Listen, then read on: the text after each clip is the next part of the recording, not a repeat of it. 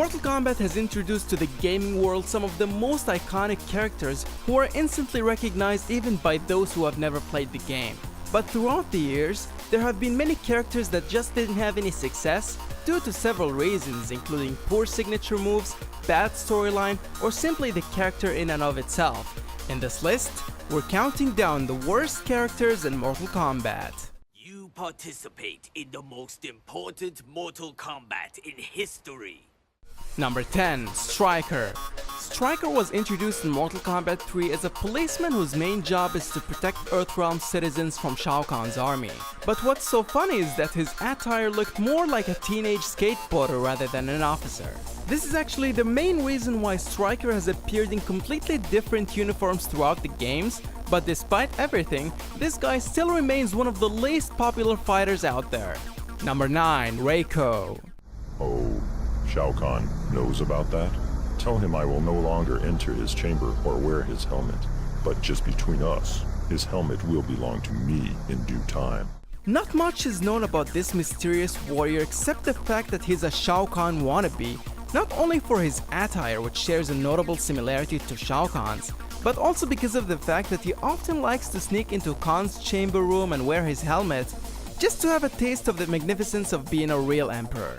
I have discovered that Reiko, formerly my most trusted general, has been entering my private chamber to wear my helmet. Find him and tell him he faces death if I find my possessions tampered with again. Number 8. Meat.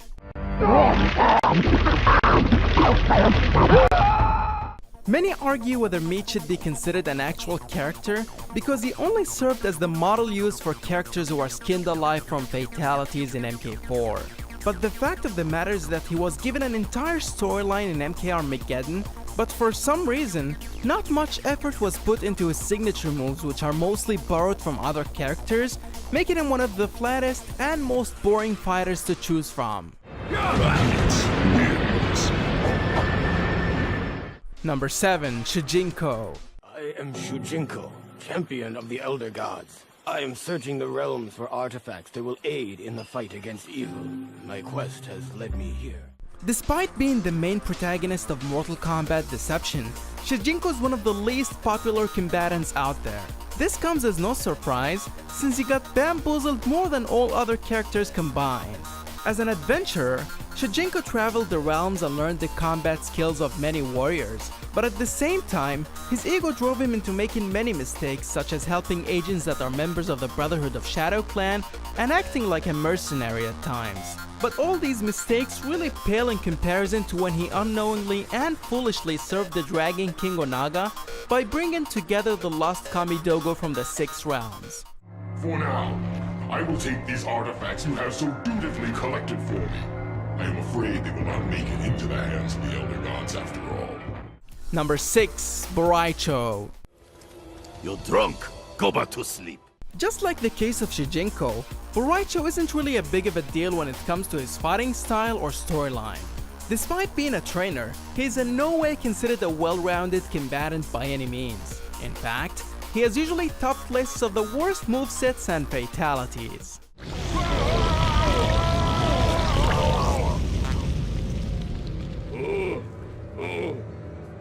Oh, that's a stinky one. Boraicho wins. Fatality. Number 5. Kano. If you look at Kano for the first time, the closest character that you'd associate him with is the Terminator, thanks to his eye implant. But the reality is that Kano's look doesn't really fit his personality, since he isn't even close to being the badass assassin that the Terminator is, and that is for several reasons. First, Kano's recurring rivalry with Sonya Blade and the Special Forces doesn't work in his favor whatsoever. I mean, getting your ass handed to you by a woman every single time you fight her just doesn't make sense, especially for a leader of a major clan. Besides, Kano's usually depicted as a backstabbing criminal who's willing to ally himself with anybody for just money. You know Melina's location. And a whole rebel army. It's gotta be worth at least 50. Number 4. Baraka. When Shao Kahn discovers that our assault has failed, our punishment will be severe.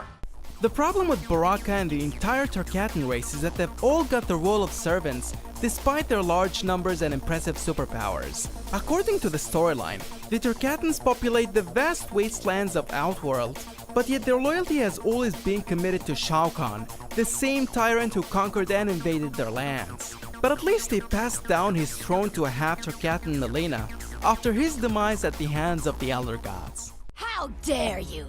I succeed Shao Kahn by his decree! Succeed him you have, but Outworld demands new leadership. Number 3. Mavado. I am Mavado of the Red Dragon Clan in Earthrealm. Our organization is stockpiling red coins for use in covert activities. Despite being one of the most prominent members of the Red Dragon, Mavado is the only character that does not possess any supernatural abilities, making him one of the weakest villains in the game. In fact, even his signature weapons are actually borrowed from Cabal, a more superior member of the same clan.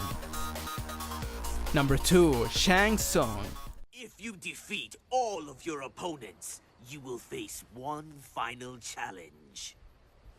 Me. A powerful deadly sorcerer who served as the final boss in the original Mortal Kombat, Shang Tsung appeared to be the baddest villain of them all. They even placed him after the almighty Goro in the original game. But as the story of Mortal Kombat progressed with the release of later installments, we got to learn more about his storyline and background, which revealed that he's just another minion of Shao Kahn. Even his most unique ability of absorbing souls to rejuvenate himself was granted to him by the same leader who eventually drained all the souls from him as a punishment for failing to win the tournament. Number 1. Quan Chi. You will serve me in the Netherrealm. Being the most prominent sorcerer in the game, Quan Chi is powerful in the black arts but very weak in physical combat as shown in his confrontation with Sonya Blade.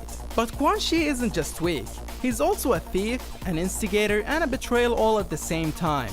After all, he's the one who stole Shinnok's amulet to travel between the realms, revived the Dragon King Onaga, and has betrayed his only trusted partner Shinnok in more than one occasion.